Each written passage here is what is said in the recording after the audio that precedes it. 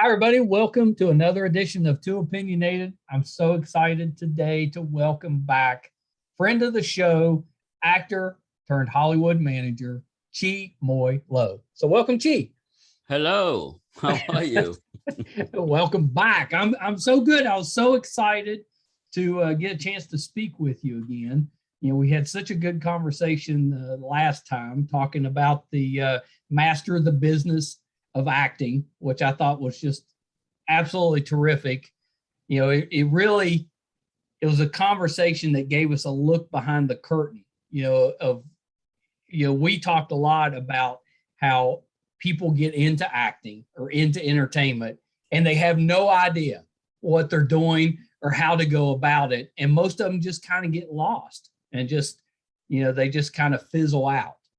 But you've come up with some lessons and some guidance to help people along that journey. And I thought it was just terrific. Yeah, the sales were doing really well. But what we discover is it's interesting is that, every actor's, which is I talked about it in the Masters of Business and Acting itself, that every actor has to have certain egos to survive or want to be an actor. I mean, there's certain egos you have to have.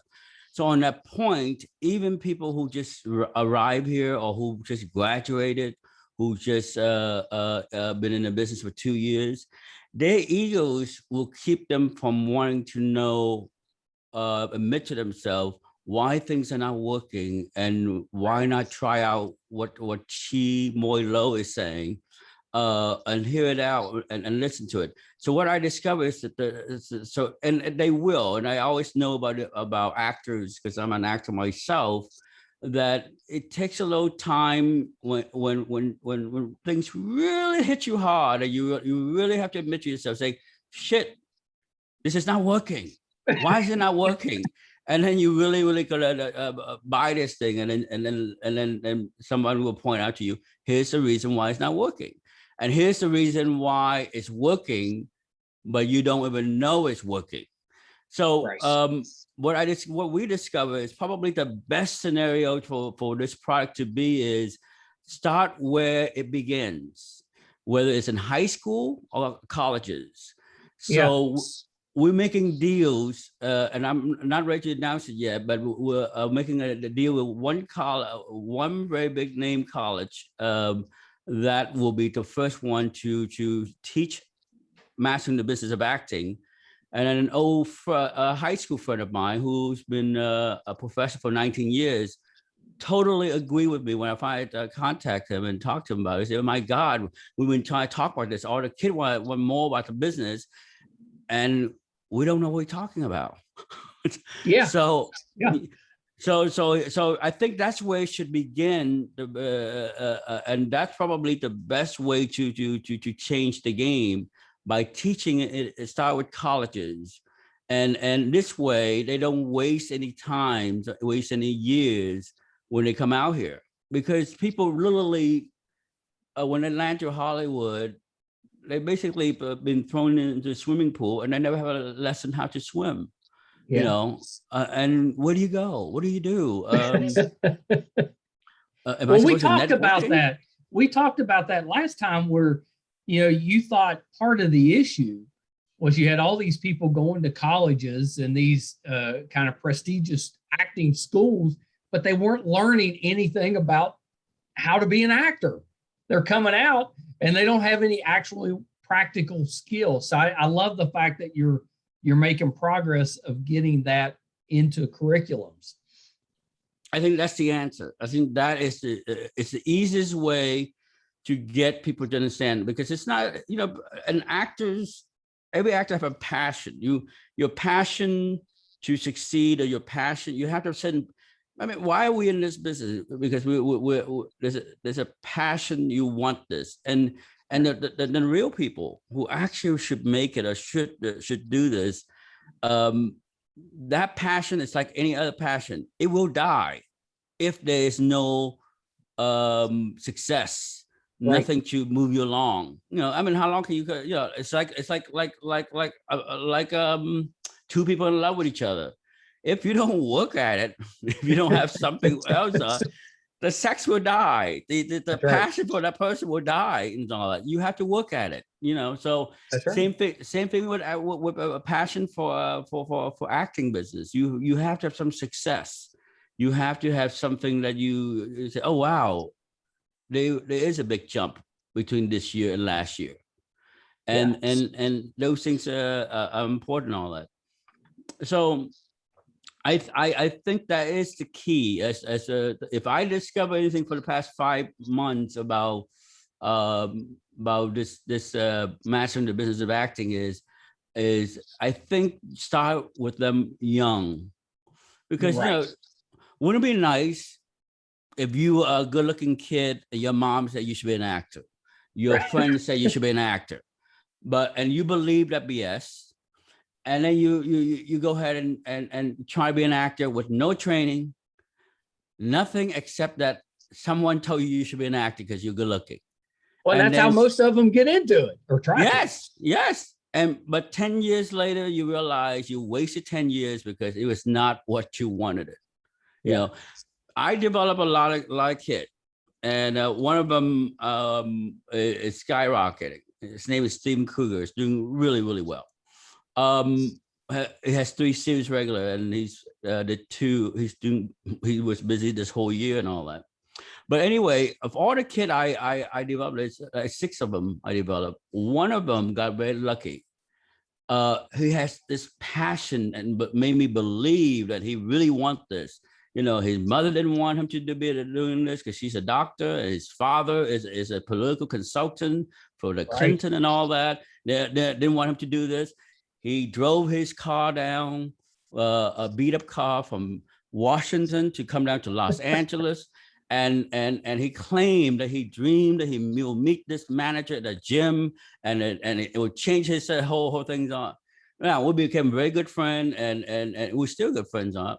But I say he's lucky as this. I believed him. And it's not a lie. There's nothing untrue about it. I believe that he wanted this. But later, as we go through into his giving him opportunity, he got opportunity. He got a lot of auditions. He booked 8 jobs. But in 3 years, he discovered what was the real thing. And the real thing was he liked money more. He liked money. Yes, but he liked money and he didn't like to be poor. So as he's struggling being an actor, while parking car for these parties, celebrity parties and all that, he realized he just cannot stand being poor anymore. And he, I lent him $20,000 to open some business, and he succeeds very well right now. And he did give me my money back. But what I'm saying is, that is what most people go through. Right. They think they want to be an actor, and yet, they shouldn't be. And I say he's lucky. No, I say he's lucky because he spent 3 years auditioning a lot, booked 8 jobs, and realized it's not what he wants. Right. And you can tell, because what's fascinating is there's a lack of training. But when most actor, he's a Caucasian kid, so he's very pale. So what happened is when he get nervous or did something wrong at the audition, you can just you can see this guy suddenly turn like an Indian guy. He's turned all red. I mean, he's totally red. And now you're just saying, oh my God, he didn't have it in him. And I say he's lucky because he only wasted 3 years. Right. Yeah. Usually it's a lot longer. Oh yeah. 10 years. I remember a professor of mine. I'm sure he's no longer with us because he was in his 60s when he told us he taught me at Temple. He said, one thing I can never forget. He said, I took my wife and traveled all over the country for 20 years. And it took me 20 years to realize I don't have what it takes to be an actor. I'm sure his wife was happy to hear that. Well, no. He said, by then I'm 40 something. And my poor wife, Yeah. I'm sure she's happy when he comes to that consensus. But 20 years travel all over the country That's to right. realize. And then what? At that point, what do you do? Because then become you a professor. That's what he did. Yeah, that's kind of, you're limited on what direction you can go because you've kind of wasted your youth, chasing something that wasn't right for you. Yes. But you see, that's the scary thing about colleges that I'm very disturbed by, because colleges is not like when we went to college. I think when we went to college, I think there was a belief that they want to teach us something and we learn something and do something with. Now it's a corporation making money and all that, and they don't care about, like especially with the acting school and so on. I don't know if they care if I mean, if you're going to teach somebody and charge them over $100,000 in 4 years, you got to care about if they're going to be able to make that money back, or they're going to do something with it. But all they care about is making sure that, I mean, I just realized I better not mention any name of school before I get in trouble. I don't understand that in Los Angeles, one of the biggest school in Los Angeles, California, their showcase is the worst showcase of all showcase, undergraduate. And no one showed up. No one. I only been to one of the showcase. It's so bad. And then they have to understand why no serious industry people show up. And then suddenly they open a master program. I'm going, and then they do this thing that most colleges does. They make their master program to be really prestigious and force their undergraduate program to worship the master program. And if you work hard and you do all the BS thing that because the master program where you do all those plays, and you have to do, and the undergraduate have to do the labor, costume, the technical work and all that. And then so you can get into the master program. There is no excuse, because they're in Los Angeles. They know if you're in a master program, you are too old to be to start out your career. And so I don't understand why this is a school that can invite anybody. You can invite Steven Spielberg. You can invite George Lucas. They have a name in these buildings and all that. And yet how could I not understand that simple, logical thing? Because the best age to start your career is at 22, not 27. You know? Yeah, it makes perfect sense to me. Yes, but so then why do they do it? Again, it's corporate greed. Yeah, it's just that's what it's. Yes, And I was watching. I don't mind saying this out loud here. I was watching a movie months ago with a boyfriend of mine, and I said, "Hey, did you see that guy? A movie called Captain Phillip." And I said, "Yeah. Well, he's the artistic director of the school. Why does he need teaching people about? I mean, he works a lot. Why does he teach about what did you do in that school and so on?" So I discovered he got kicked out, whatever. Not. So he was the head guy in the place and all. But again, and then my boyfriend reminded me, saying, "Well, gee, he's just an actor." Right. He doesn't know. I mean, he doesn't know all the secret that you know, because you're a manager, producer, director, and all that stuff. And so you know all the nuance and all the BS and all that. Yeah, stuff. You know the ins and outs. Right. You don't know that. But just because you're a successful actor doesn't mean you know about, because the reality is that the agents and managers and all that sometimes have to tell you lies to keep you going. Right. Right. I don't know if I mentioned this last time to you and all that, but like I said, the second tiers, you can have 3,000 clients and have only 22 agents. there's no way 22 agents. Yeah, we did talk about that, and it makes perfect sense. You've got people that they're trying to cover 100 different actors. There's no way they can adequately represent them. And you know what? Here's something. What's so fascinating we discovered with the COVID, and I confronted one of my agent friends because I had to put on have a Zoom meeting with one of my clients and with the agent and all that, and I said, look, we cannot start this conversation with not being honest. Right. You guys have a system problem. No, we don't have a system problem, G. Stop it. You have a system problem. Right now, you don't have an assistant. Your assistant quit on you. So your agency have a system problem, like every agency in town have a system problem. And here's the problem. So you have a second tier, GERS, Paradigm, Innovative, A3, 3A, whatever they are. That second tier, first tier, CA, ICM. The assistant business is like a 1.5-year job that literally like 100 assistants want to be agents. So that's why they do that lousy job. Right. And only 2 makes it out of 100. Okay. And they know that. They know that, and they will use you. But here's the problem with the COVID. So people don't mind hanging around, doing minimum wage, working their butt off 14 hours for minimum wage, because they're with Gersh, they're with people, their age group, people sleep around. That's kind of exciting. Romance going on, helping each other out. But with COVID, you are stuck at home. Right. you have tons There's and no tons romance. There's no romance. There's nothing going on. And all the work is on you. The agent doesn't know how to navigate anything.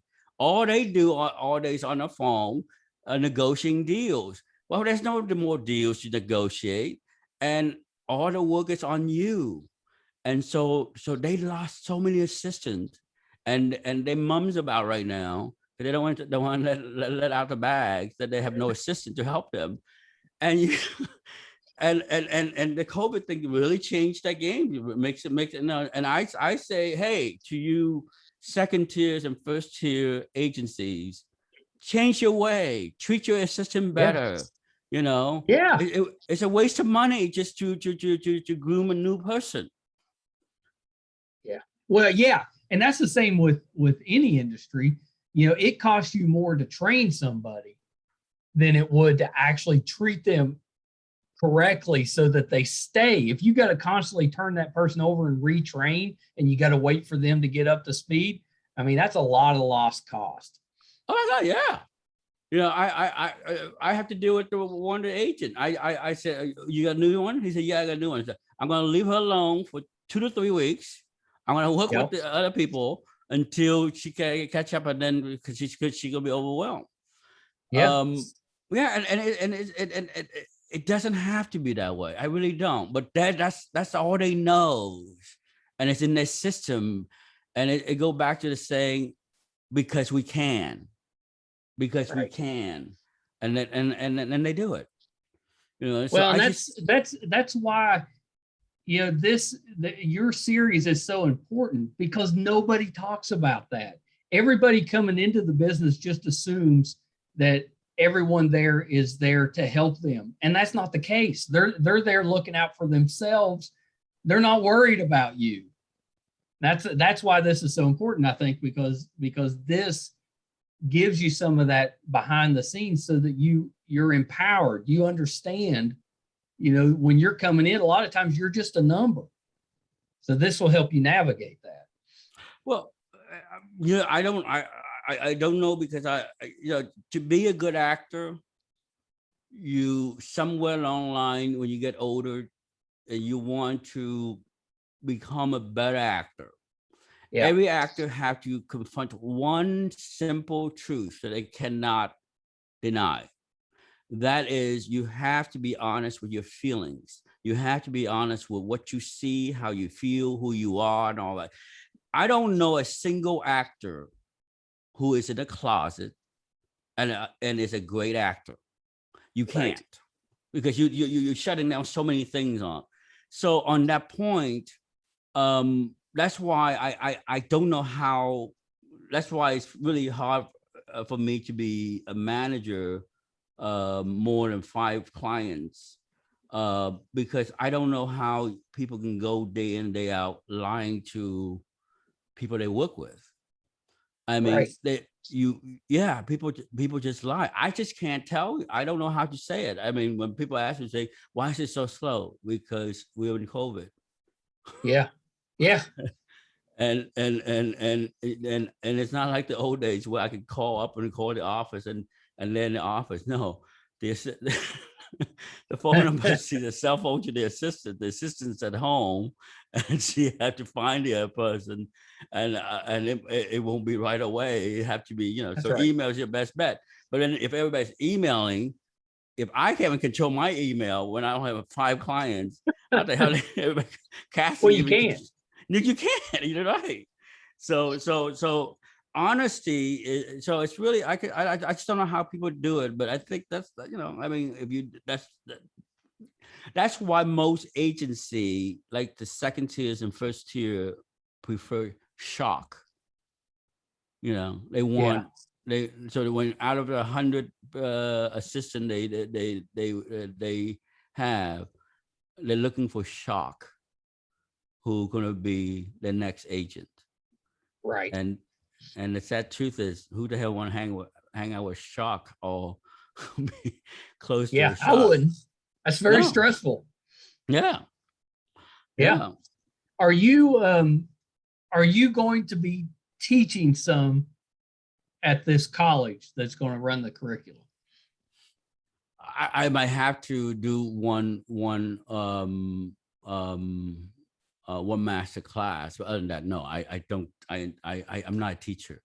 Yeah. Well, I remember when we talked last time, you said part of the reason you wanted to get all of this down and videoed was because you got tired of going back over it over and over again. So you wanted to get it all out there, and then you wouldn't have to because you've got it all down. Yeah. But they always, we every year we're going to revise add new stuff on there. Yeah. So we're not revising. We call season 2, and then we're going to break it down to like 8 to 10 new subjects I need to talk about. The Q&A is going to be always unique because, and which we plan to do in January 18th, 2022, because I don't know what you don't know.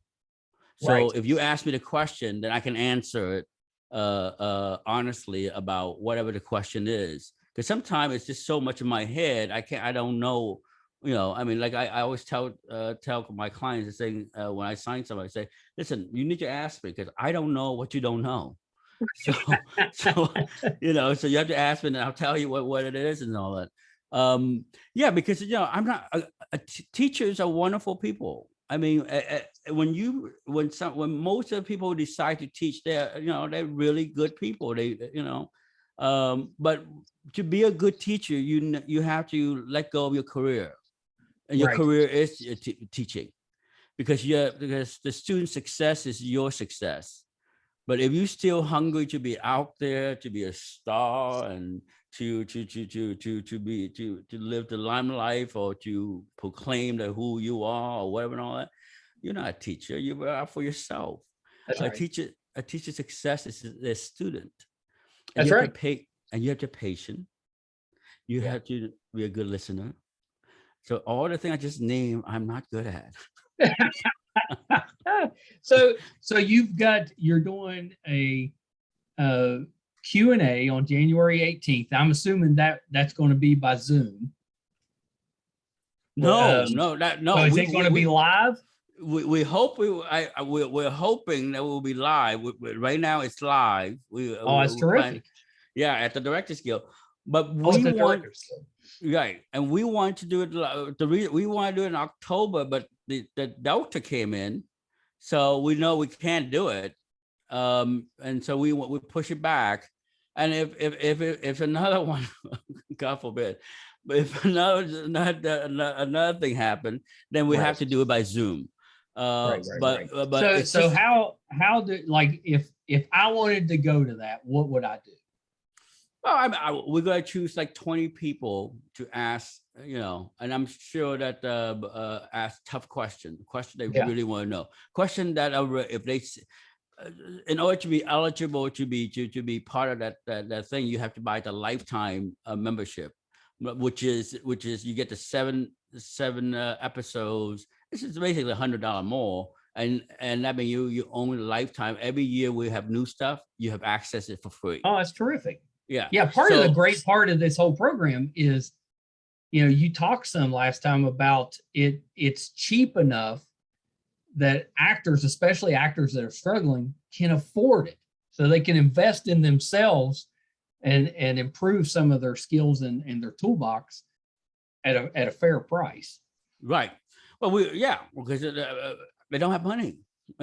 You can't. I mean, for me, this is not about money. It's about it's about legacy. I mean, I might look young, but I'm 89 years old. So you know what I'm saying. So if I got to change the game and give people a better chance to succeed, the right people. And the right people doesn't mean the most talented people.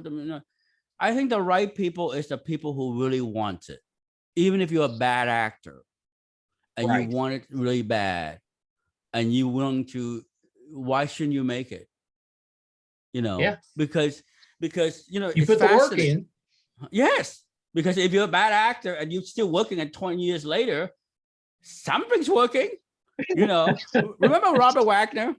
Yeah, of course. Okay, you know how bad he was I saw a movie of his like when he was 18 years old, really good looking, but he was horrible. But the guy been in business for so long that by the time he got to this show called Heart to Heart, remember that show? I used to love Heart to Heart. Right, he's watchable. He's really great. There's nothing wrong. I don't have a problem with it. I remember, and at the same time, I saw that movie when he was 18. I'm saying, oh my God, he's horrible. And because, he learned the craft by working and become better and become a producer and produce his own stuff and all that. So I think he was one of the producers on Heart to Heart, I think. I'm sure. Yeah. Yeah. So at the end of the day, what, does the best actor makes it? No. Does the worst actor doesn't make it? No. I can tell you one thing. I can, and any agent can. You can sit in a room and watch 30 kids in a prestigious school, whatever, and all that.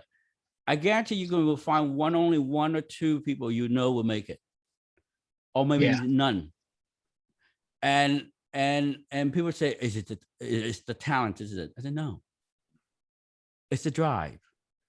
Right. It's that drive that kid have. And it's just so obvious that he or she will make it because he's so driven, because, getting knocked down, the question is, are you able to come back up? Because you would get knocked down over and over again every day when you go out. Yeah, that's really good. That's really good. So you've got, when you do the next season, have you already got some things that you're putting in there?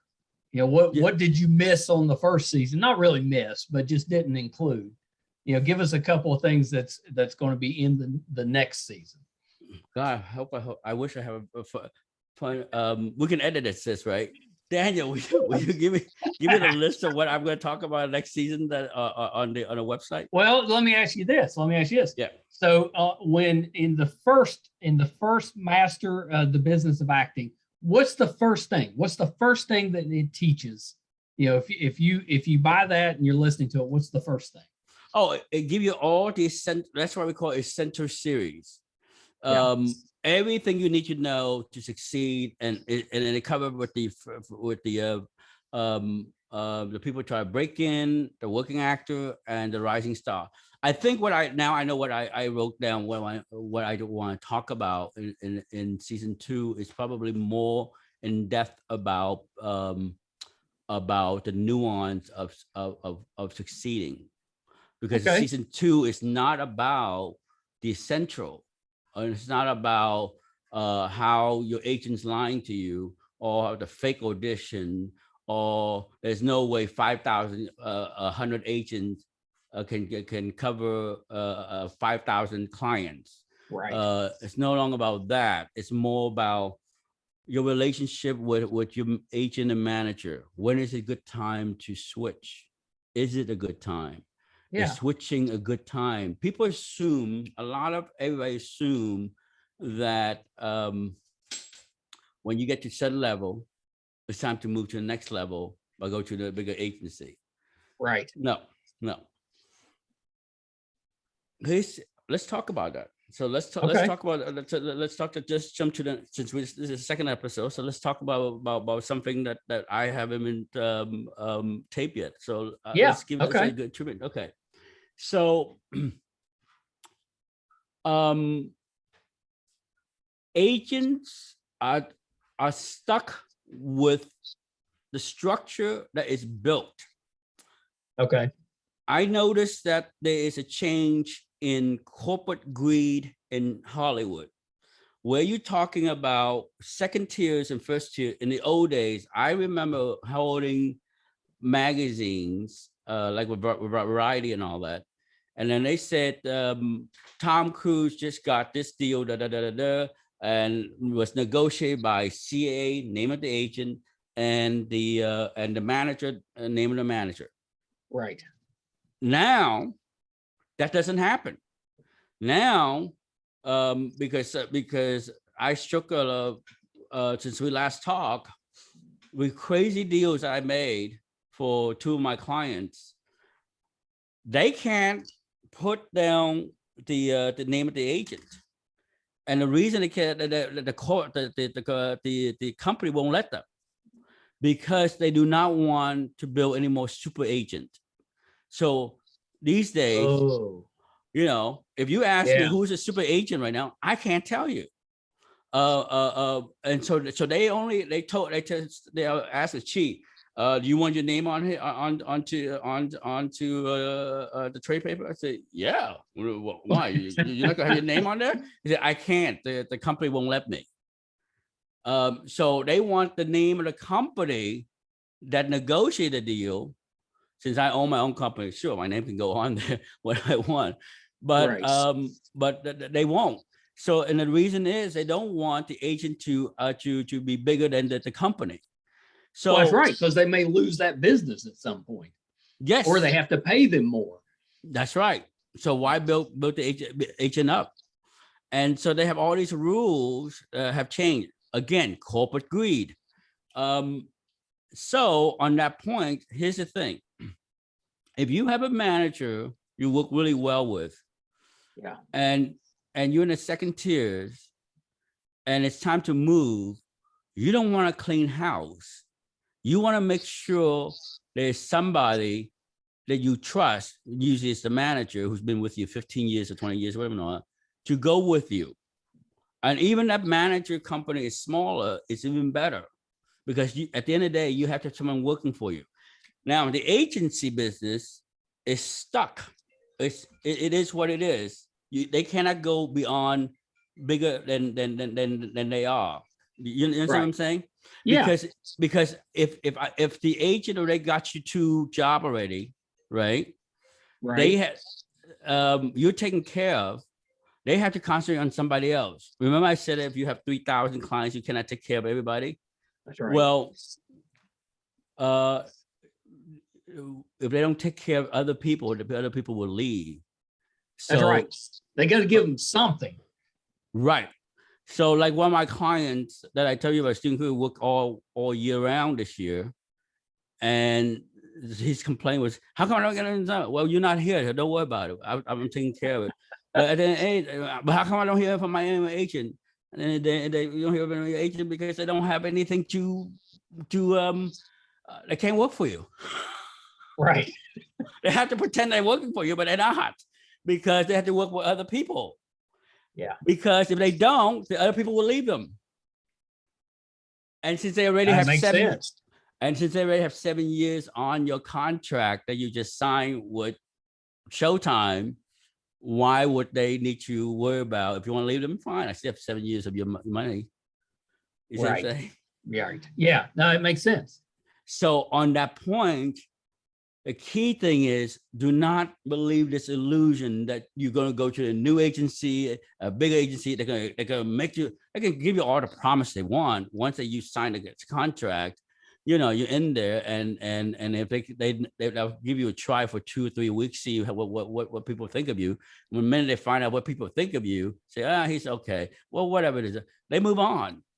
Right. You know, and so don't assume that people going to a bigger agency is a good thing. Just worry about if you should move up, but when is it the right time to move up? But when you move up, you still will have one person that you trust, and trust is not, you can't buy trust. That's right. You know, if you know someone for 20 years, you trust them. There's a reason why you're still there for 20 years. Yeah. So take them with you.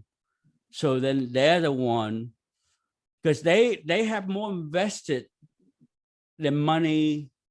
Money is just a bonus or the add on. If I found you and I discover you and I made you, that's my prize. You know, if I make Tom Cruise or Brad Pitt and all, that's my prize. Right. That's worth more than money. Money is just the bonus. Well, that's right, because it helps build your reputation. Well, that's that, but that's also, it's a personal thing. It's you invested. So when you're invested in somebody, you will work harder more for that person. Right. So let's just say you're a CAA agent, and I bring my client over to you, and you say, "Yeah, I can do something for him, Chi. I can do wonderful for him." And you're not lying. You can. But are you going to work more harder for him, or are you going to work harder for the guy that you are invested in? That's right. I'm going to work for my guy. That's right, and that's the key. Here's the problem with the agency business again. So they claim that we all work together. Oh, Chi, when you come over to this agency, we're not having 1 or 2 agents. You have a point person, and we have 22 agents that will work with them. Well, there's a problem with that, because the point person will get 30% of the bonus if his clients book. But right. If you're the other agent, why would you want to work as hard for my client if you don't get anything out of it? That's right. You're not getting that 30% bonus. Yes. So you're going to work harder for your client. What if your client look like my client? That's right. Okay. Yeah. Well, then, yeah, you're going to be more inclined to help your own client. And it's a problem. And that's the illusion that they don't talk about. That's the thing that don't give it away, Well, let me ask you this, because I've always kind of found interesting. If I have a manager, if you're my manager, why do I need an agent?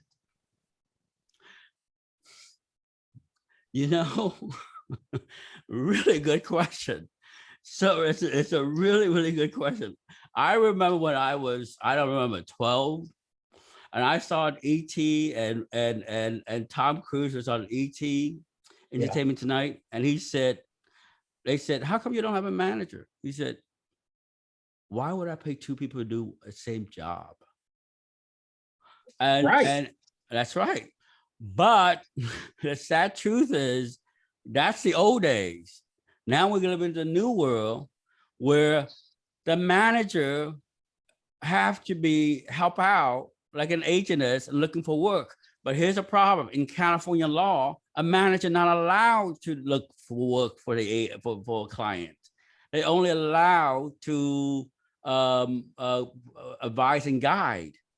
The minute they look for you for work, you can declare that you can avoid that contract by going to a labor law.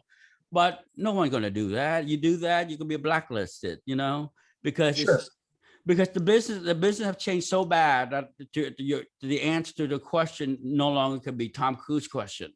It has to be the answers because they need to. It's just so many clients that the agent cannot do it alone. Can't do it all. Yeah, can't do it all. But let me ask you this one. So when I'm booking for the podcast, I normally will contact a manager, but sometimes that manager will come back and say, they're currently under contract with a publicist. So you need to go through the publicist, or vice versa. I'll go to the publicist and they'll say, no, they're not working with us right now. You got to go through the manager. Why is that? Well, I think that just give you the runaround.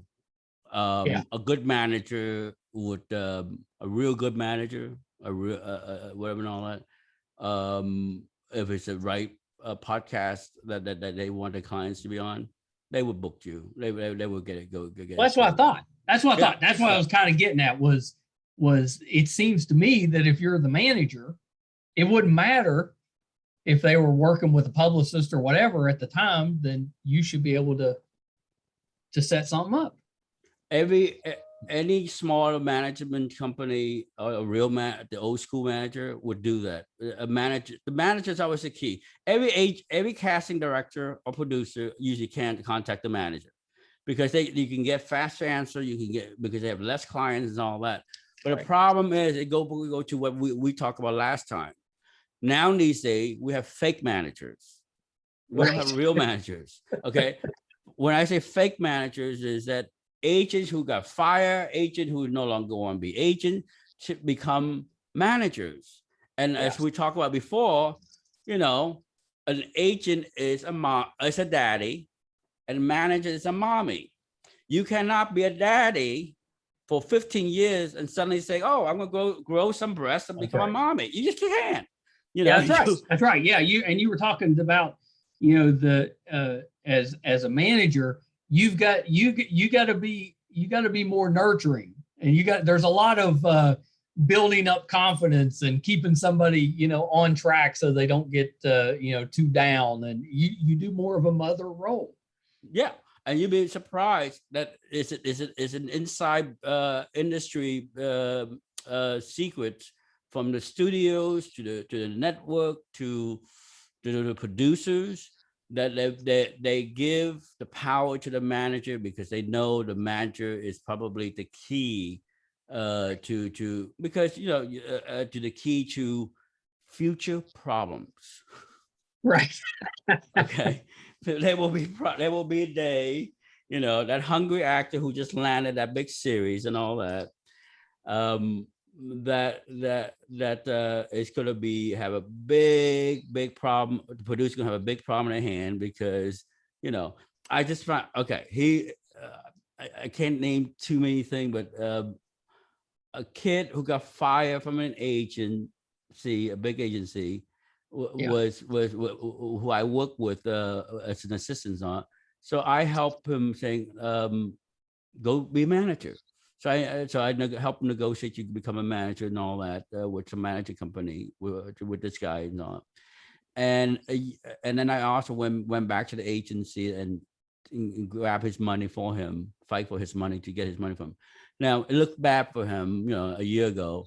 But guess what? This year he landed the kit that he developed with the owner, because since it's a development, so they get 50-50.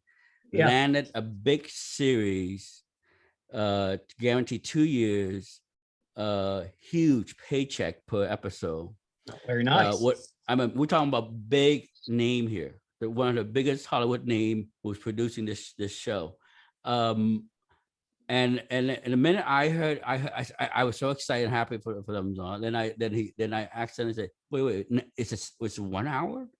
It's a remake of a half-hour show to 1 hour? Oh, you gotta give him a coach. You because this kid's gonna be messed up because it isn't on. And what my advice to my friend was that the everything's gonna look great for the next 2 or 3 years. What you're gonna worry about is the fourth years when when problem starts. Like, Right. how do you deal with money? How do you deal with a fame? How do you deal with him getting a big head? How, it's all, so you literally barely have any time to build that relationship, that trusting. So try to do as fast as you can, because everyone in town know who he is right now. Right. It's already out in the trade, and it already happened. We got someone from ICM approach him saying, "Hey, why don't you bring him over to outside?" You have all. That's how the business is played, and he's gonna have a harder time than he think, because it's better for a manager to find somebody and nurture them and have at least 3 years relationship with them, and then success come. That would be great. Right. Instead of immediate. Yes, because then you're literally gonna be handholding a kid who almost like a 18 years old kid. Your son just got someone pregnant, and now they're gonna have the baby, and then well, that's right. They're not prepared. They're not ready for that level of fame. Right. It's like children raising children, and you just can't. It just doesn't work. So when they're not ready, then it's all you. Yeah. So yeah, that's really interesting. So this has been out now for 6 months or so. What kind of feedback are you getting on the program? A lot positive. I mean, we did 49 interviews. Wow. So I think the key thing is we want to make this thing. I think in a year and a half from now, it will be a stable where my hope will be that this will be we have the finance to make sure that it will be that it will be part of Americans' curriculum. Yeah. We know all the competition. We know everybody who doesn't on it. They're not talking about it. They talk very little about it. And again, they don't have the credential. Now, I'm not bragging about what my credential, but I'm willing to share, and I'm talking about all aspects of it. Where people can only touch about casting, or touching about. I don't even understand some of the things they touch about. What. but I just hope that we will be one of the things that require study before you enter the business, and I think that will be helpful, because there's no reason I mean, if you do attend to the best school and all that, and you're paying this kind of money, I would assume there's a job waiting for you. Right, you would think. You know what I'm saying? It shouldn't be. You shouldn't be going out and just swimming like everybody else. And if you do, somebody may talk to you about it. It's almost like the NFL. I mean, there was a problem about players lose all their money. Sure. So eventually, people realize that and start teaching the players how to invest their money when they get their money. So same thing with actors. It's the same thing where, if this is what you're going to do for a living, there is a better way to survive this. And like I said, if you watch our 7 episodes, and if you're on the fence, you will get off the fence. Whether get off meaning, you don't want to be in this business, right, or you want to be in this business. But if you really want to be in this business, I'm going to give you 3 years head start. I mean, it's as simple as something like this: how to get your SAG after card.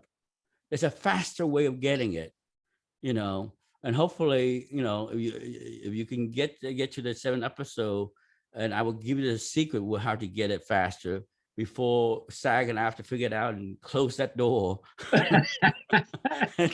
So that you won't, because they just say, what? She have reviewed this thing, how to get it? At the end of the day, people don't realize it. SAG and after want memberships. They want as many, they want you in. Yes. They're just giving the illusion it's really hard to get in, but it's not, and you shouldn't waste your precious years on 3 years trying to get your SAG and AFTRA card. You really shouldn't. Yeah. Have you thought about, like you hear when people go to school, they'll say, I studied this method of acting, whatever. It's named after somebody. I've studied this method of acting. A few years from now, they may be saying, I've done the Chi method. With the, it could be. Well, no, I have my own thing, but I wouldn't dare to claim, because I'm not a teacher. I'm good at talking about the business because no one's talking about it. Yeah. That's why I want to talk about. I say I'm going to be an expert in that. But I got to tell you, I studied all those methods in school because I have 64 acting teachers by the time I was 20 years old. So let's take Meisner for a minute. I met Meisner before he died. I was very happy to meet him. He had a stroke, and so he had to talk to his lover and all that to teach a class, and I still find it very fascinating. But outside of him teaching, I have never understand Meisner technique. Never understand what's the value of Meisner technique is. Okay, I just don't get it. My acting is very simple to me. If we want to talk about craftsman, let's talk about the craftsman. Yeah, let's talk about it. Okay, all right. Acting is nothing more than life experience. It's a craft. It's something you learn, and So if let's talk about crying on cue. Okay. The rules of acting about crying is very simple. If I was really doing the scene and shooting it, I would like to tap into my raw emotion, right, and let it happen. So that meaning it can be emotional recall. It could be a thought. It could be a picture. It would trigger me. Or whatever the speech I'm talking about, I'm not really even saying what I'm saying, or I believe what I'm saying, believe it so much that it triggers real emotion. Now, when we're going to the audition side, I can't count on that thing, because when we're shooting, that scene is so important. I'm able to talk to the director saying, hey, you want a really good scene? Of course I want a really good scene. Well, I need to shoot first. Gee, these are 2 stars. You number 3. They'd like to shoot first. I say, well, if you want a really good scene, you want real emotion, I think I need to shoot first, because if by the time you shoot them, you shoot me, I'm dry out. So that's right. So 9 out of 10, I always get my way, and he would shoot me first. And I be a tap, and these 2 stars be blown away. So, oh my God, how did you do that? So you tap, you do it for real and so on. Now that's and don't forget, that's controlling the director.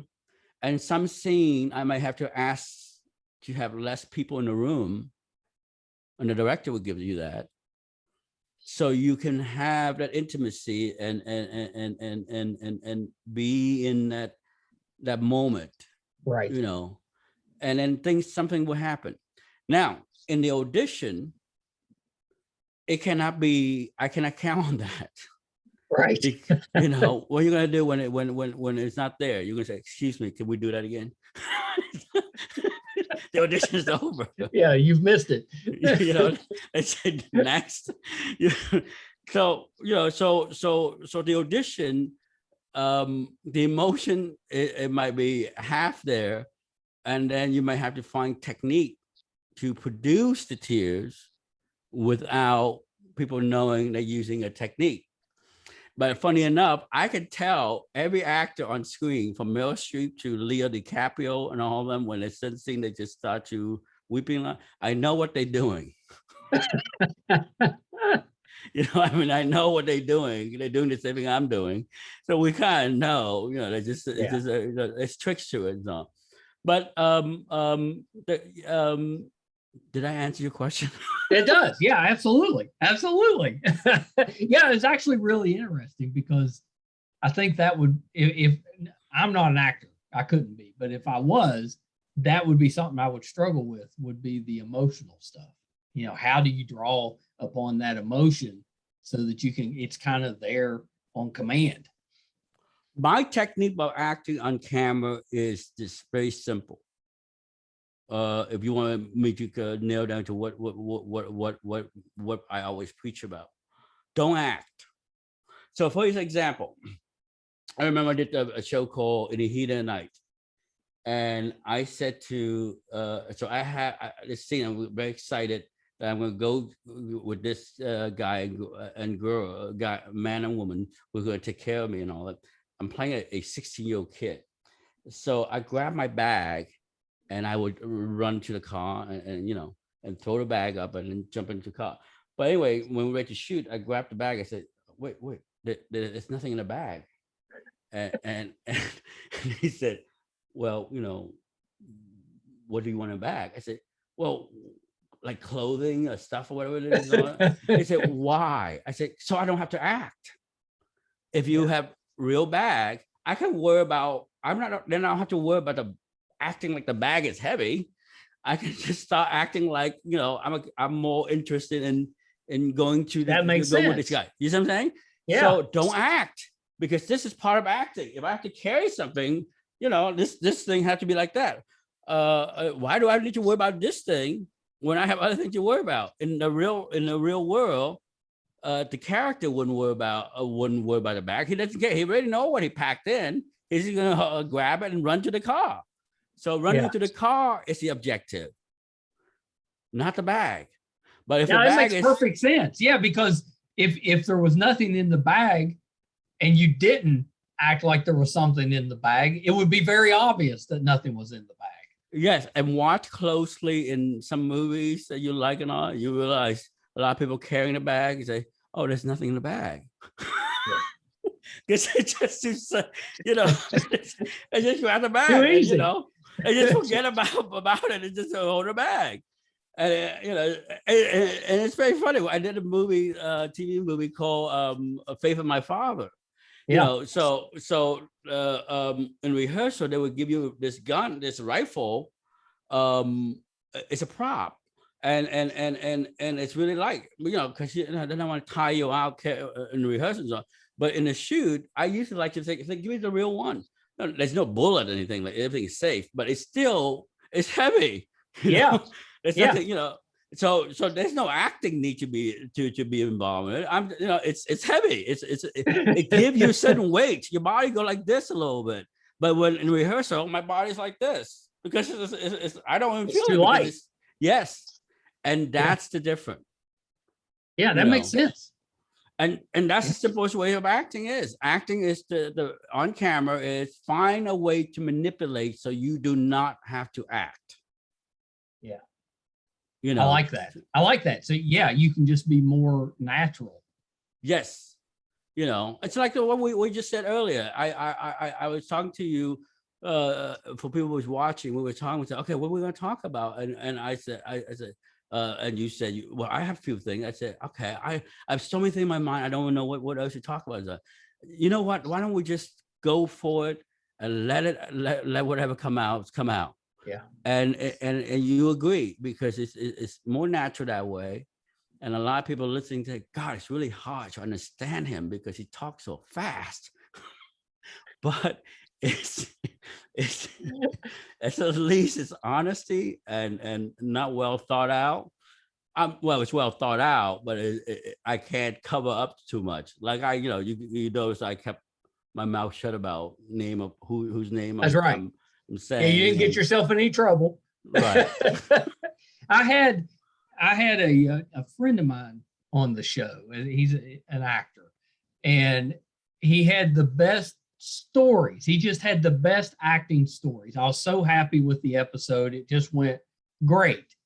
Well, then when I played it back, his stuff was just garbled. You could hear me fine. You couldn't hear anything that he said. So we had to redo it. But then we had to, then you have to pretend like it's spontaneous. Much harder.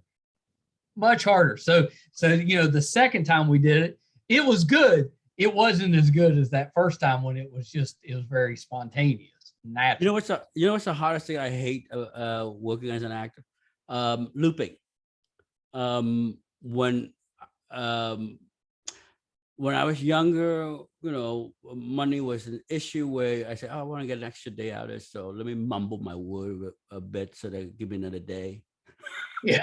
So I would mumble my word. I would mumble my word a little bit so I know we're coming back for an extra day. They pay me an extra day for looping and all. But boy, those things are really hard because if watch what I'm doing right here. Shut the fuck up. Okay, that's what the tick is. Okay. Yeah. Now try to capture that in looping. Right. It's not that easy. Yeah. So that's the thing that I hate about it because you're manufacturing something that is not real. Right. So yeah, I think, and that's the other thing, the secret about acting. It is, if you can make it as real as possible for yourself, that is the best acting. But best acting also require you to be, like I said, honesty. Somewhere along the line, at a certain age, whether it's 30, 35, you're going to be honest with yourself. Right. Why did you cheat on your wife? What was it? What's the reason that you cheat on your wife? Because she was not smart enough to make you feel for the past 10 years that you are that you're an attractive man or whatever it is. So suddenly when you finally have the child and all that, and then you go to work and there's other women find you sexy and you notice and stop owning your own sexuality, that you say, oh, wow, there's other women who find me attractive. And the cheating starts. Right. So somewhere online, you're going to have to be honest with that. And being honest with that makes you a better actor. Okay. Yeah, that makes sense. Yeah. You got to be true to yourself. You got to be able to be real with yourself. You can't play anybody else if you can't play yourself. Right. That's it. First, you got to own you before you can own another character. If not, you're just acting. Right. Saddam Hussein does not believe that he's evil. Right. He believed that he is the right man for the job to make sure that this country can stand still because he's in power. He have to really believe in that. A lot of people say Putin is really smart. I say otherwise. I say that's the dumbest motherfucker I ever met. I mean, I never met him, but it is a dumb person. Think about this. If you have, and I'm sure you gotta go deeper to understand why he's doing what he's doing. I mean, if you have $49 billion or $50 billion, what more do you want? Right. I mean, you want respect. You want love. You want to do something with your life. You want to do something for other people because money is no longer an object. Your family needs to be taken care of. They will be if but why would you want to live in a world where you can be assassinated? Yeah. A drone could drop on you, whatever it is, because you're just hated. You are the most hated man, one of the hated man in the world. So in a big picture, how smart are you? You know what I mean? Never thought of it that way. Think about it. I mean, as old as he is, wisdom have to kick in saying, wow, I don't need to live like this, do I? I mean, it's not too late to change your way of thinking and saying, hey, what if I do something for my country instead of just selling oil? I mean, oil is the only thing they export. They don't make anything. I mean, your countrymen are starving. And the only thing you can give them to unite is hate gay people. Gay people are bad. And that's how you unite people. I mean, so I just don't, I'm sure he's very smart in some area of what he does, but when you talk about the big picture, I don't see any intelligence in that. It just, stupidity or lunacy. Yeah, when you look at it that way, you're exactly right. What more do you want? You got everything. More money? How much more can you spend? You can't take it with you. Well, and you could say that about, there's so many billionaires out there. And at some point, isn't it enough? Shouldn't you be doing something more with that, those riches? Shouldn't you be out there trying to make it a better place? But that doesn't happen, at least not very often. Yeah.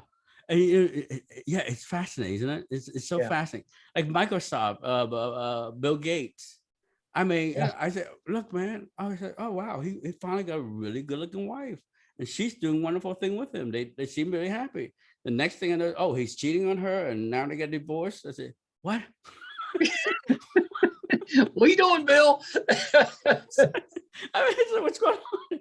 But it's human nature. Then again, you see what I'm saying? That's required. If you want to be an actor, you have to dissect that. Why did Bill cheat? Is it human nature that men, like they said, we're built to have to do with more than one woman? Is that how we're built? Is it part of our DNA? Why? Right. But so if you want to be an actor, want to be a good actor, and you did do all that, you're gonna have to figure that out, because there is a good answer to that. Yeah, I know what it is, but I mean, I can't say it out loud, because if I say it out loud, somebody can say that's not true. So there's no reason to debate about it, because I mean, there has to be a good reason, right. And it maybe it's as simple as, hey, women throw themselves at me. What do you want me to do? Yeah, well, that's a reason. As simple as that. That's all it is. I'm a pig. That's all it is. At the end of the day, I'm a pig. So. Well, you're right, though. You have to be honest with yourself, and the answer might not be a good answer. You might just not be a very good person. Yeah. That may be the answer, but you need to know that. Yeah. And I mean, it's John Voight, wonderful actor. And I always think that a great actor can always have this sophistication of understanding of right and wrong, good and evil, and what to say the right thing or not. But everything come out of that guy's mouth outside of acting, you just say, "Oh my God, what the heck? No wonder your daughter don't want to see you." I mean, this guy I don't get it. I don't get what I mean, I just don't. Well, and there's a zillion people like that. You can point to all kinds of people that they're amazing at what they do, but anything else, you're like, that's not the best person. Yeah. Is that so? That's the fascinating about acting, I guess. Yeah. Well, Chief, this has been great as always. I think we're going to have to do a part 3 because there's so much to talk about, but we'll wait till you do your Q&A, because then we can talk about that as well. Let's do that. Thank you very much. Absolutely. I love the behind the scenes stuff, and your take on the entertainment business and the business of acting. Outstanding and so interesting. I love the fact that what you're doing is affordable. It'd be so easy to just make it so that you almost have to be successful to afford it, but you don't. You make it so that anybody can listen and learn and save, like you say, they're going to save years on what it takes to get into the business. They're saving. That's invaluable, just saving the time. So I love that. Thank you so much for coming back and sharing some more insight. Before I let you go, though, the program is called Master the Business of Acting. Mastering the Business of Acting. Mastering the Business of Acting. Where can they go to find it? At our website called masteringthebusinessofacting.com. Oh, easy enough. So masteringthebusinessofacting.com, and then go there. It's got all of it there. It's for a very affordable price. Everything they need's right there. Yep. $199 for 7 episodes, over 12 hours of information. Yeah, that's so cheap. I mean, if you took an acting class, way more expensive than that. The average price in Los Angeles is $350 a month. Yeah. So That's really expensive. And then the Q&A right now, tentatively scheduled January 18th at the Directors Guild. That's right. Right. Yeah. Yeah. You have to come back after that because I can't wait to hear how that goes. Thank you, Michael. Yes, sir. Okay. Hold on one second, Chi. How much fun was that? I absolutely, Chi is one of my favorite people to talk to. That's two interviews that we have done, and they just fly by. He has so much knowledge about the entertainment business and the business of acting. Love talking with him. I can almost guarantee we'll have a third episode at some point. If you're listening to this podcast and you have even considered getting into the business of acting, please check out Mastering the Business of Acting. And you go to masteringthebusinessofacting.com. They give you all the information. It's $199. We're pretty close to 300 episodes of this podcast. I do not push products lightly. It's very rare. This is one that I absolutely believe in. So if you're thinking about getting into acting, if you're an actor and you're struggling, it's worth the money. Put the money into it, check it out, and learn some techniques, put some stuff in your toolbox that'll help you in your career and save you time. I think that's more valuable than anything. So definitely check that out. She's so much fun. And we've talked twice now, and we never got to talk about his acting, which he's an excellent actor. I've seen him in so many things. I always laugh because he was on Buffy the Vampire, the TV show, but he was also in Buffy the Vampire, the movie, which I don't think there's too many actors that were in both. Let me read a few things that he had roles in. You might have remembered him as the kickboxing sports caster on Hot Shots Part 2. I loved him in that. He played Lieutenant Nam in the show called Dirt, which I think was a Courtney Cox vehicle. Excellent in that. He was on Nip Tuck. He was on The Shield. He was on Smallville, NYPD Blue, LA Law and Order, Dharma and Greg. You know, he had one of the lead roles in Vanishing Son.